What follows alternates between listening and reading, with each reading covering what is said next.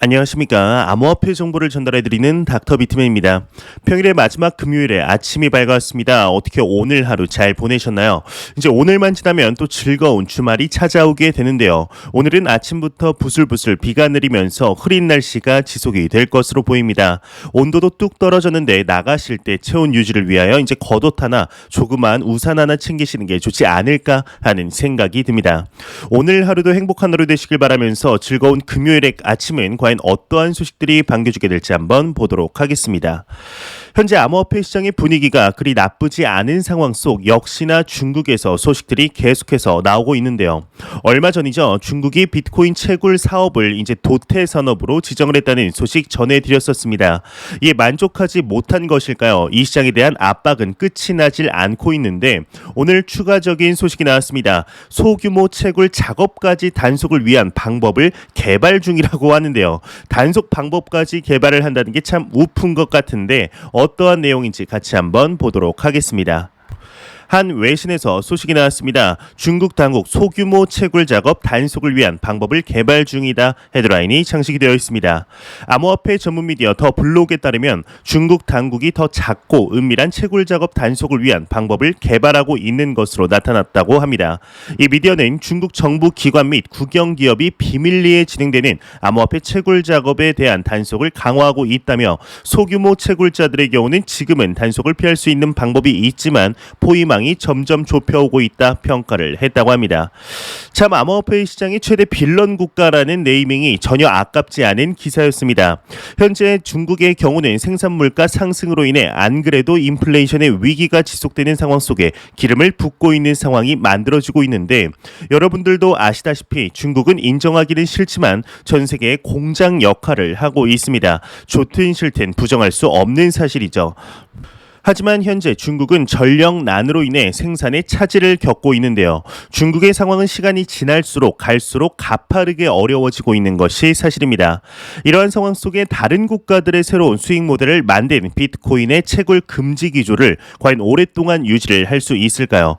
또한 다시금 암호화폐 시장에 대하여 긍정적인 움직임을 보인다 하더라도 채굴 업자들이나 암호화폐 사업자들이 불안정한 정책 속에서 과연 중국 내에서 사업을 진행하지 않겠죠.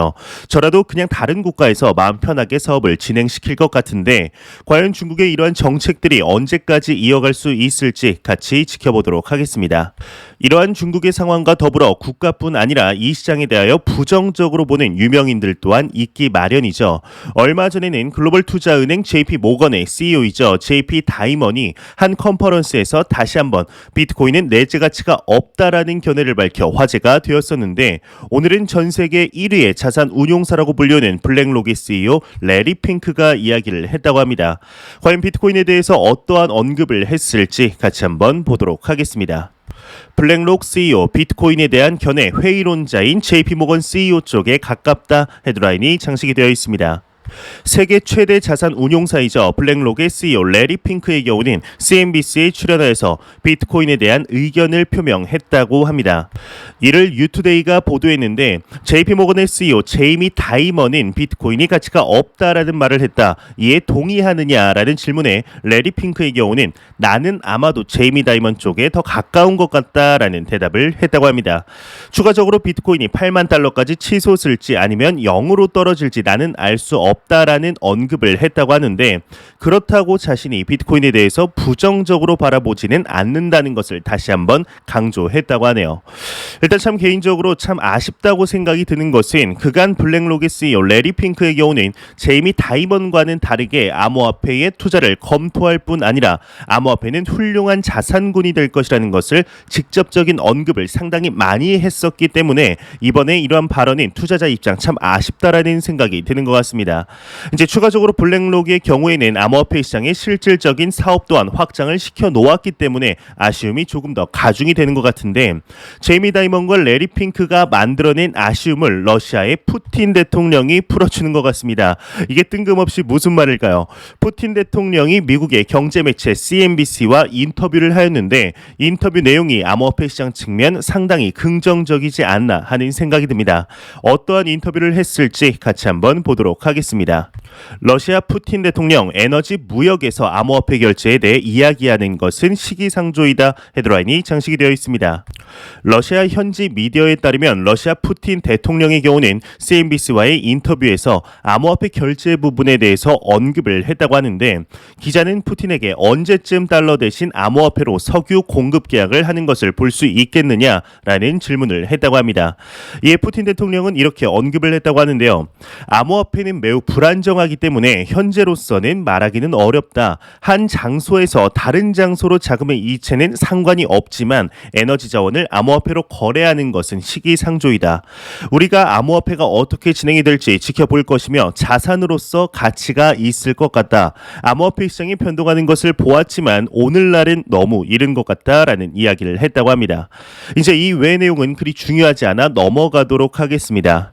일단 내용을 보았을 때 암호화폐 시장에 대해서 부정적인 뉘앙스가 아니냐 하실 수 있지만 실상은 암호화폐를 통하여 다른 물건이나 계약을 하는 것이 시기상조라는 것이지 자산으로서의 가치는 실질적인 자산으로서의 가치는 인정하고 있습니다. 추가적으로 얼마 전 러시아의 재무부 차관이 공식석상에서 이야기를 한 것이 생각이 나는데요. 중국처럼 암호화폐 거래에 대해서는 금지하지 않을 것이라는 것을 푸틴 대통령이 다시 한번 공식적으로 각인시켜주는 것이 아닐까 싶습니다. 그동안 러시아의 경우는 사실상 암호화폐 금지에 가까운 정책을 보여주었었기에 재무부 차관과 대통령의 발언이 반가울 수밖에 없는 것 같은데요. 이러한 푸틴 대통령의 소식과 더불어서 암호화폐 시장의 상승의 시그널들은 하루가 멀다고 나오고 있는 것 같습니다. 암호화폐 데이터 분석 업체 센티멘트에서 소식이 나왔다고 하는데 어떤 내용이 나왔을지 같이 보도록 하겠습니다. 센티멘트 비트코인 1일 유통량 8월 이후 지속 증가 추세를 나타내고 있다 헤드라인이 장식이 되어 있습니다. 암호화폐 데이터 분석 업체 센티멘트의 경우는 공식 트위터를 통해 비트코인 1일 유통량이 지난 8월 이후 지속적인 증가 추세를 나타내고 있다고 진단을 했습니다. 이어서 센티멘트는 건강한 속도로 지속적인 주소간 이동이 지속된다면 비트코인의 1일 유통량 증가 추세는 하방 압력을 일부 완화하는 작용을 할 것이라고 분석을 했다고 하는데요. 이러한 소식과 더불어서 암호화폐 시장의 긍정적인 이야기들은 계속해서 나오고 있습니다. 오늘은 모건 크릭의 캐피탈의 창업자이자 마크 유스코가 이야기를 하였는데 암호화폐는 전대미문의 불을 창출할 것이라는 언급을 하였습니다. 과연 어떠한 이야기를 하였을지 같이 한번 보도록 하겠습니다. 모건 크릭 창업자 암호화폐 인터넷보다 더 많은 부를 창출할 것이다 헤드라인이 장식이 되어 있습니다. 미국 자산 운용사 모건 크릭 캐피탈의 창업자이자 억만장자 헤지펀드 매니저인 마크 유스코의 경우는 최근 코인텔레그래프와의 인터뷰를 통해 암호화폐의 가치는 인터넷에 힘을 실어줄 수 있다. 이를 통해 전대미문에 불을 창출해낼 것이라고 이야기를 했습니다. 이와 관련해 그는 가치 인터넷의 토대를 마련함으로써 암호화폐와 블록체인은 웹 1.0 혹은 웹 2.0보다 많은 부를 창출할 것이라며 신뢰망은 점점 더 많은 부를 창출해낼 것이며 금융 서비스는 정보, 미디어, 전통산업 분야보다 그 규모가 훨씬 더 크다. 암호화폐 산업이 포물선 단계로 진입하기 위해서는 전통금융업계의 반대를 극복하고 다방면의 리스크를 해결할 필요가 있다 설명을 했습니다. 암호화폐의 투자뿐만이 아닌 암호화폐 산업의 확장으로 인해 엄청난 수익원을 만들 수 있다는 이야기인 것 같은데요. 현재 암호화폐 시장이 성장해가면서 부가적인 가치 창출을 실질적으로 하고 있는 중이죠.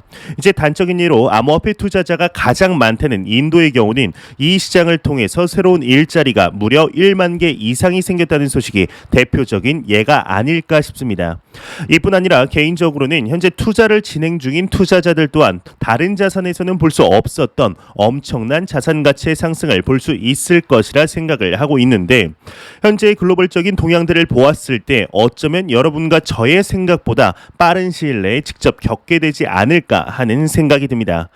이러한 상황 속에 과거부터 비트코인을 뛰어넘을 것이라는 코인이 하나 있습니다. 바로 시가총액 2위의 부대장 코인이죠. 이더리움인데요. 얼마 전 이더리움의 창시자이죠. 비탈릭 부테린의 경우는 본인이 직접 이더리움이 비트코인을 가치 저장의 역할로서도 능가할 수 있다라고 밝혀 상당히 화제가 되었었습니다. 이제 옆에서 이야기를 하는 게 아니라 본인 입에서 이야기를 한 게 아주 조금은 이제 재수 없는 것이 사실인데 뭐 재수가 없는 건 재수 없는 것이고 그렇다고 이더리움의 본질적인 가치에 대한 믿음 그리고 많은 유명인들, 기관들 사이에서는 좋게 평가받고 있습니다. 오늘은 NBA 댈러스 매버릭스의 구단주인 마크 큐반이 이야기를 했습니다. 이더리움은 큰 장점을 가지고 있다 언급을 했다고 하는데 정확히 어떠한 언급을 했을지 같이 한번 보도록 하겠습니다. 마크 큐반 투자에서는 이더리움 가장 큰 장점을 가지고 있다 이렇게 헤드라인이 장식이 되어 있습니다. 미 NBA 댈러스 매버릭스의 구단주이자 유명 투자자인 마크 큐반의 경우는 CNBC의 한 프로그램에 출연하여서 이더리움이 투자 수단으로서 가장 큰 장점을 가지고 있다라는 의견을 전했다고 합니다. 마크 큐반의 경우는 디파이와 이제 NFT 분야에서 꽤 오랫동안 이더리움을 지지했던 한 사람이었는데요. 추가적으로 스마트 컨트랙트의 증가와 90년대 후반의 인터넷 붐 사이에서 유사점을 언급을 했다고 합니다.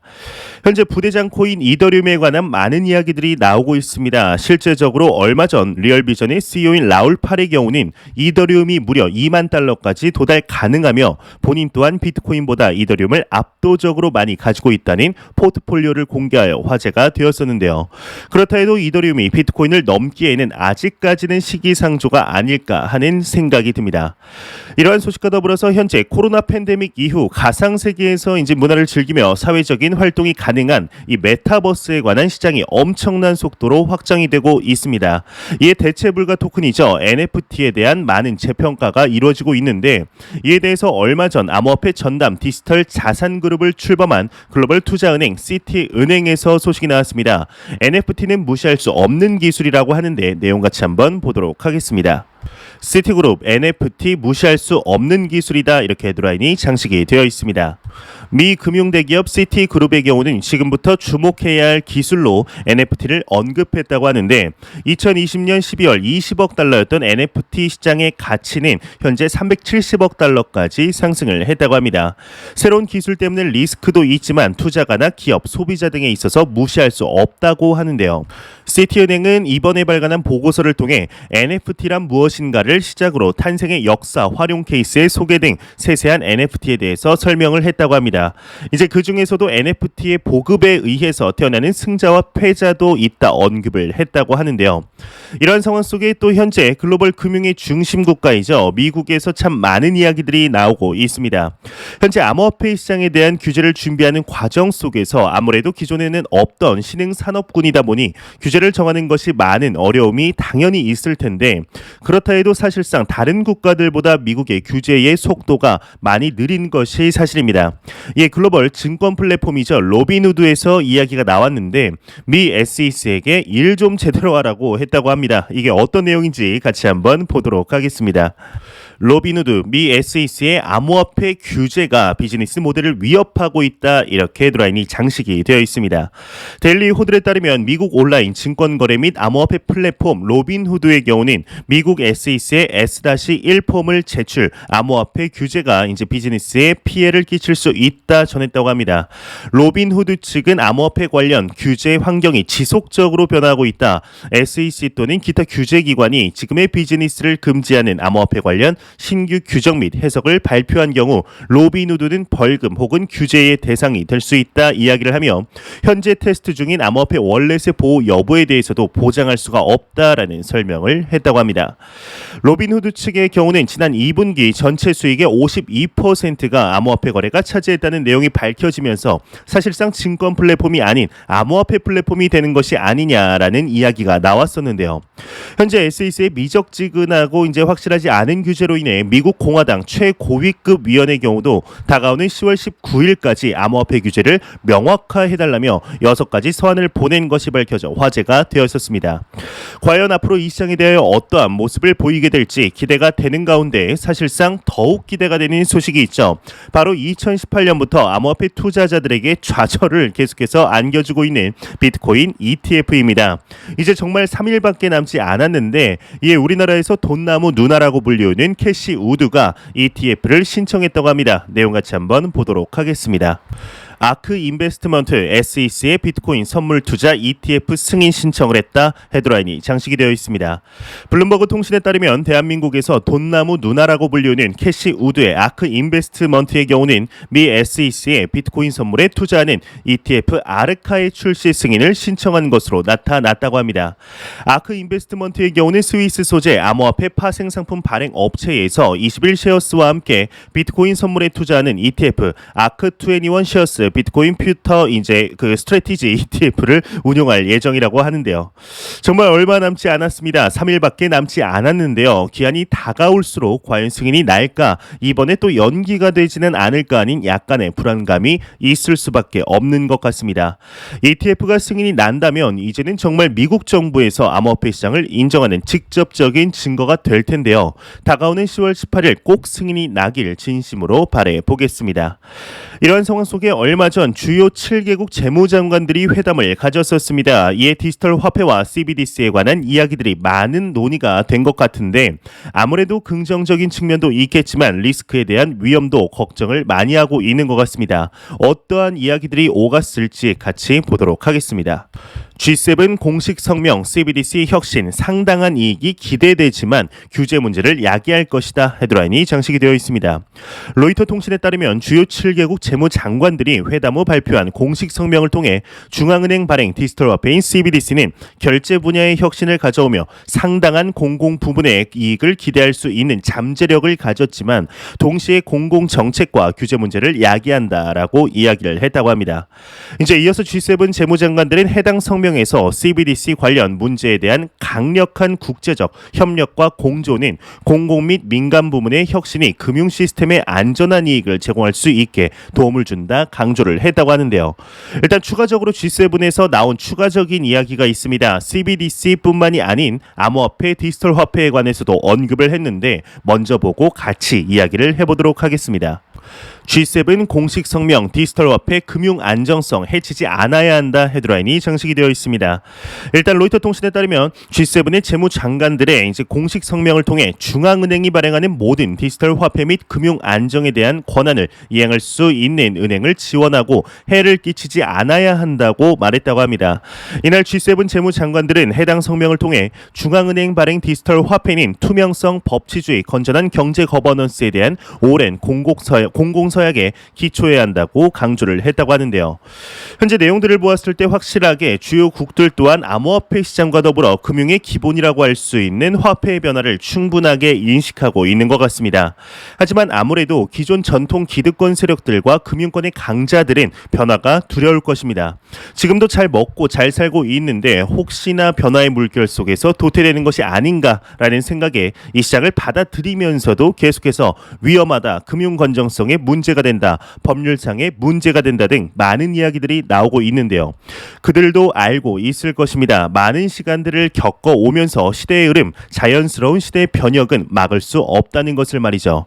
현재 우리가 투자하는 암호화폐 시장은 절대로 없어질 수 없으며 더욱 확장이 될 것입니다. 길게도 아닌 3년 뒤 과연 지금과는 어떠한 다른 모습을 하고 있을지 지켜보도록 하겠습니다. 현재 암호화폐 시장의 분위기가 그리 나쁘지 않은 기조를 보이고 있는 것이 사실입니다. ETF가 이제 3일 남은 시점 많은 투자자들이 과연 이번 연도에는 승인이 날 것인지에 대해서 많은 기대감을 가지고 있는 것이 사실인데요.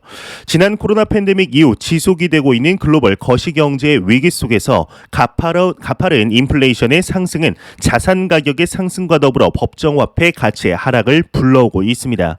참 놀랍게도 이러한 타이밍에 암호화폐 시장에 대한 관심이 높아지며 제도권으로의 도입이 코앞에 놓여있는 상황이죠. 이번 10월 비트코인의 가격 상승이 과연 우연일까 하는 생각이 조금 드는 것도 사실입니다. 현재 나스닥을 비롯한 주식시장, 채권시장은 하락하는 상황에서 점점 암호화폐 시장의 가치가 올라가며 자금의 이동 시그널들이 계속해서 나오고 있습니다. 모든 것이 딱딱 들어맞는 시점, 그럼에도 기회는 열려있는 것이 너무나 좋은 시기라고 생각이 드는데요. 현재 주식시장에 있는 투자자들에게 조금씩 암호화폐 시장에 대한 이야기들이 들려오고 있습니다. 이후 ETF가 승인이 되며 비트코인의 가격이 10만 달러를 돌파하며 투자에 관심 없는 사람들까지 몰려 끌려올 경우 새로운 신고점에 어느 정도에 도달하게 될지 참 기대할 수밖에 없는 상황인 것 같은데요. 지난 5월 하락장 이후 현재까지 기관 투자자들이 주도한 장임을 감안했을 때 하반기로 가면 갈수록 다시 개인 투자자들이 진입하게 될 경우 본격적인 불장이 시작이 될 가능성이 상당히 높겠죠. 과연 앞으로 우리가 투자하고 있는 이 시장이 얼마나 성장하게 될지 같이 한번 기대해 보도록 하겠습니다. 제가 준비해온 소식은 여기까지입니다. 영상이 도움이 되셨다면 구독과 좋아요 그리고 광고 한 편만 처음부터 끝까지 시청해 주시기 바랍니다. 이 채널은 오직 광고 수익으로 운영이 되게 됩니다. 항상 영상 시청해 주시는 시청자분들, 구독자분들 너무나 감사드립니다. 오늘 남은 시간도 오늘 하루도 행복한 하루 되시길 바라면서 저는 더욱더 도움이 되는 영상으로 저녁에 찾아뵙도록 하겠습니다. 지금까지 닥터 비트맨이었습니다. 감사합니다.